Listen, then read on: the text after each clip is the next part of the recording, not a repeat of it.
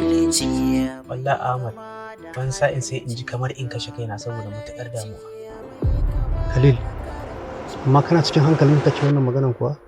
Wai dan Allah me ke damun ka ne haka kwana biyu? Wato abin da nake tunanin shi yake saka damuwa, na gano kwata-kwata ma ba shi bane. Ahmad, ba na jin daɗin gida, ba na jin daɗin waje, ba na iya cin abinci, ba na iya barci. Kai, in gaya maka gaskiya, tunda nake a rayuwata ban taɓa shiga irin wannan yanayin ba. Khalil, ashe duk zaman da muke da kai ban da darajar da zaka iya gaya min damuwanka? Kar ka taɓa tunanin haka. Wannan damuwa ce wadda ba za ta iya zama a baki ba, ballantana har ta fito daga zuciya.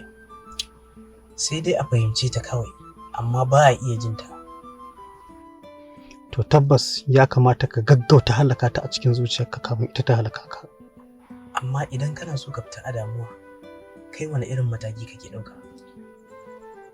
Kawai ni ina nisantar damuwar inda take ne. Cikin ikon Allah sai komai ya wuce.